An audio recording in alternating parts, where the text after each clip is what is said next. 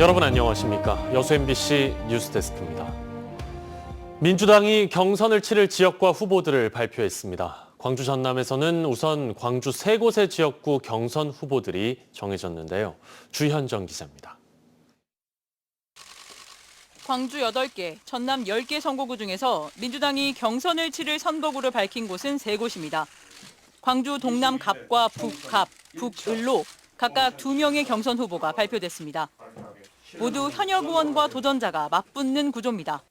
동남 갑에서는 윤영덕 현 의원과 정진욱 민주당 당대표 정무특별보좌역이, 북갑에서는 조호섭 현역 의원과 정준호 변호사가, 북을 지역구는 이영석 국회의원과 전진숙 전 청와대 행정관이 1대1 경선을 치릅니다.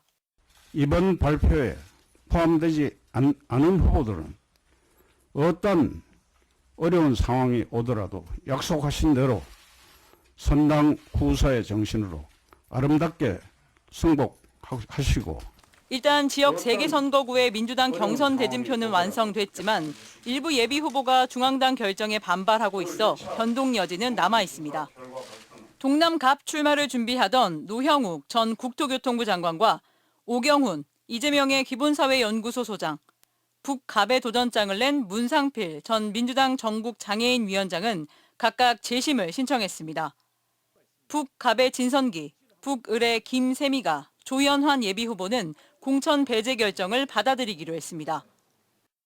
민주당은 오늘 19일부터 21일까지 사흘간 경선 투표를 실시합니다. 경선 투표는 권리당원 투표와 일반 시민 여론조사를 절반씩 반영하는데 최종 후보는 21일에 발표됩니다. 이날 발표 대상에 포함될 것으로 예상됐던 전남 10개 선거구 경선 후보는 선거구 획정 문제가 결론나지 않아 설 이후로 미뤄졌습니다.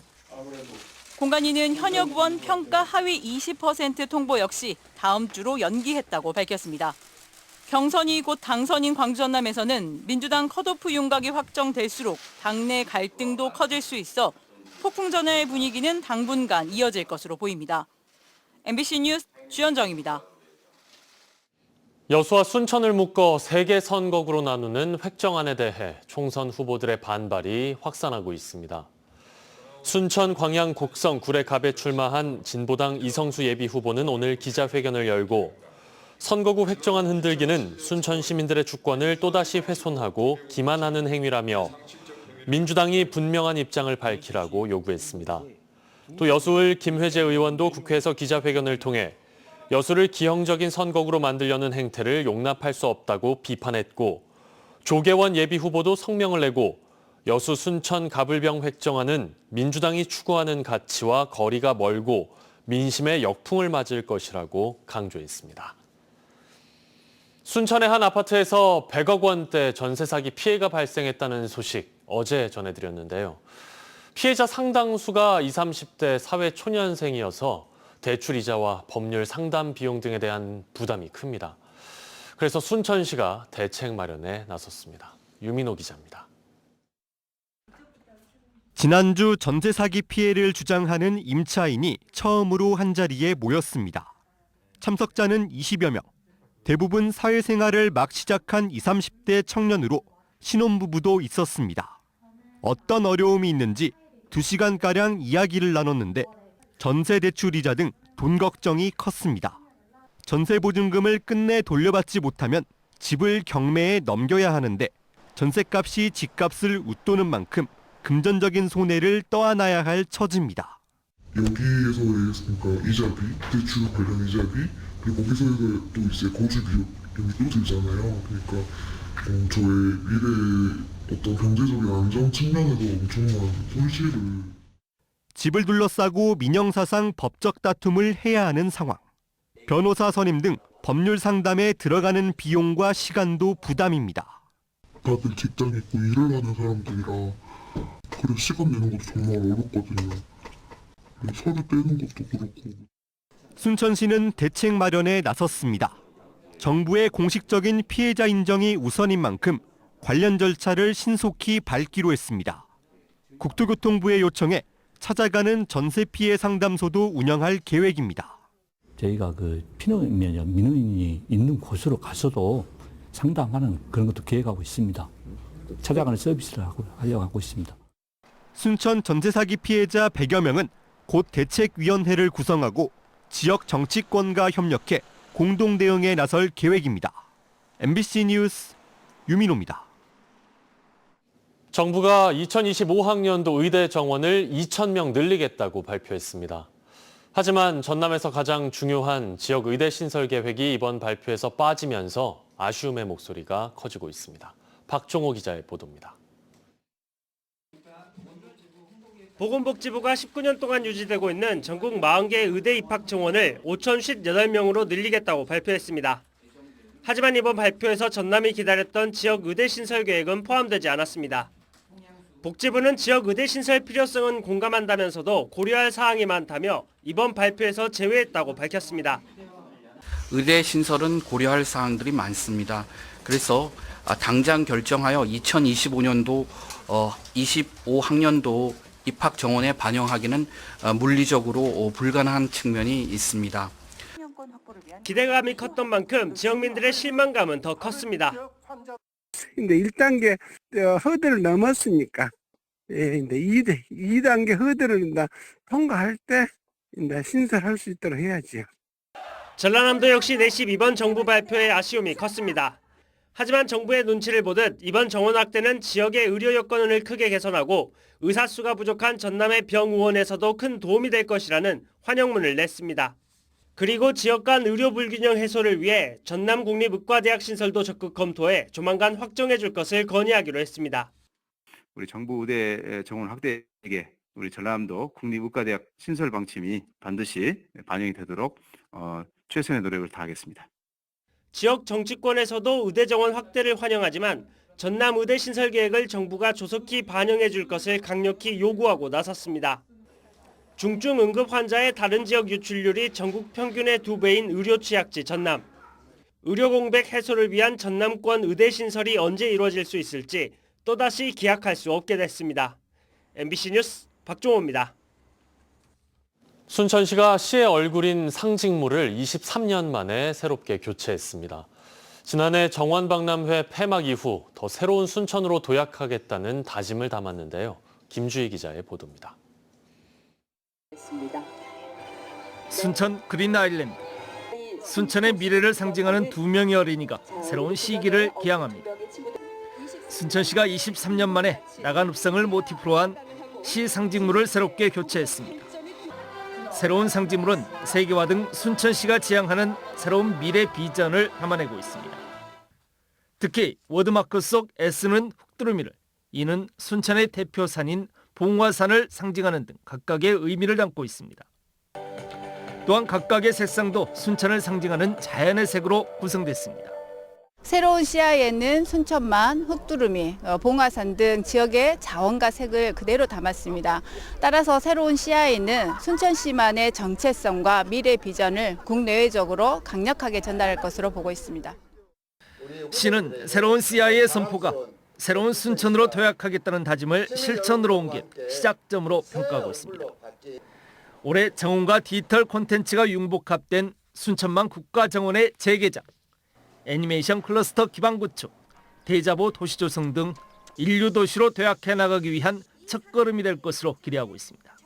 남해안 도시를 새롭게 여는데 허브 도시로서의 글로벌한 그런 도시가 될 수 있도록 이번에 시야에다가 담았습니다. 민선 8기의 새로운 시작임과 동시에 순천의 새로운 시작입니다.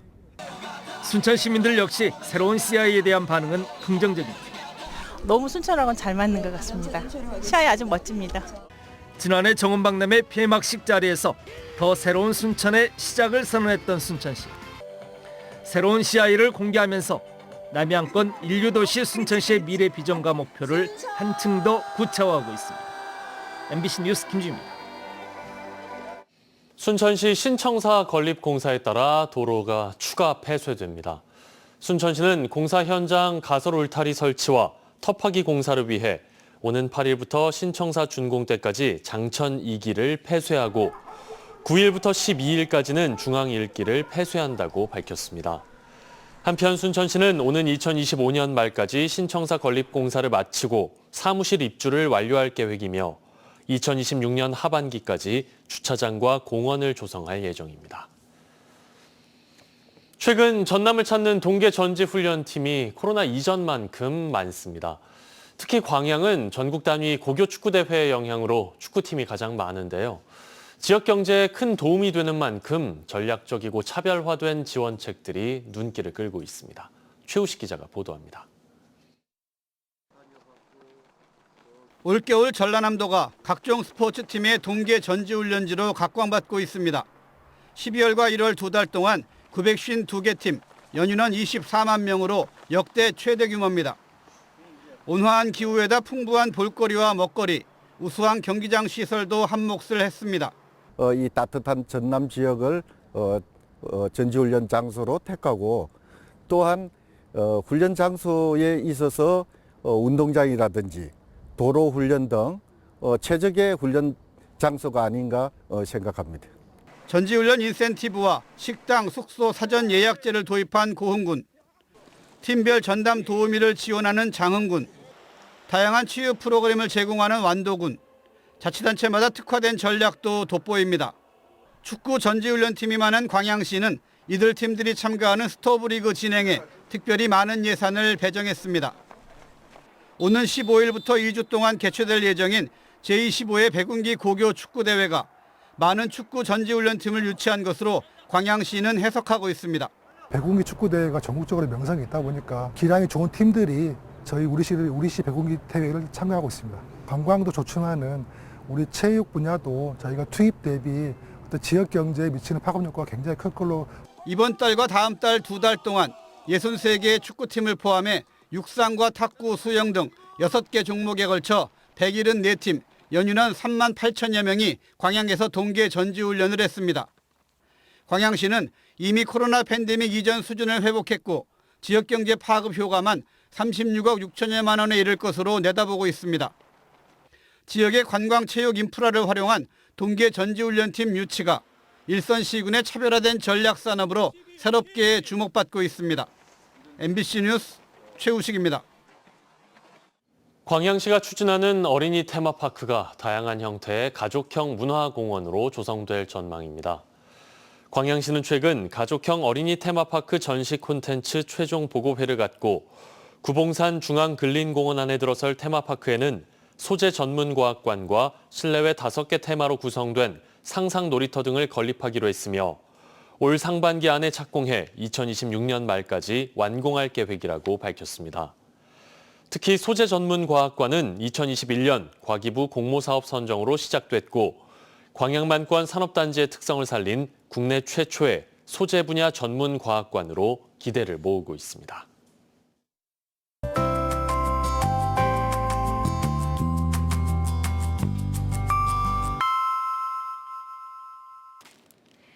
날씨와 생활정보 정리해드리는 생활포커스입니다.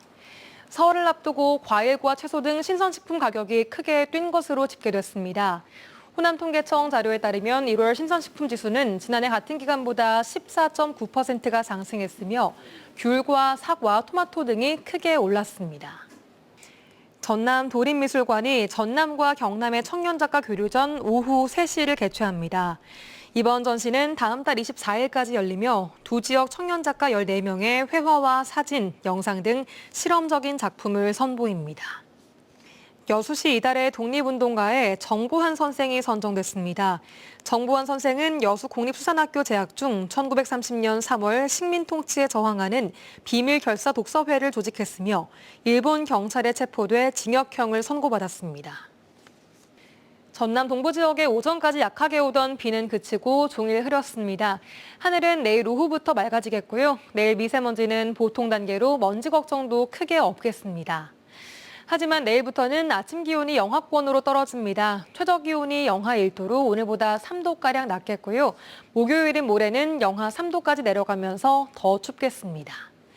내일 낮 기온은 7에서 9도로 오늘과 비슷하겠습니다. 당분간 큰 일교차와 아침 추위의 대비를 잘 하셔야겠습니다. 자세한 내일 지역별 기온 보겠습니다. 여수의 아침 기온은 영상 1도, 그 밖의 지역은 영하 1도로 출발합니다. 한낮 기온은 여수가 7도, 순천, 고흥 8도, 광양은 9도로 평년과 비슷한 기온 분포 보이겠습니다. 해상에는 내일 대체로 구름 많겠고요. 바다의 물결은 남해 앞바다에서 0.5에서 1m, 먼바다에서는 최고 2.5m로 일겠습니다. 여수의 내일 만조 시각은 오전 7시 44분, 간조 시각은 낮 1시 56분입니다. 지금까지 생활포커스 송유라였습니다. 포스코 광양제철소가 연산 250만 톤 규모의 전기로 공장을 설립합니다. 포스코 광양제철소는 오늘 전기로 신설 사업 착공식을 갖고 내년 말까지 6천억 원을 들여 연산 250만 톤 규모의 대형 전기로를 신설해 2026년부터 가동할 계획이라고 밝혔습니다.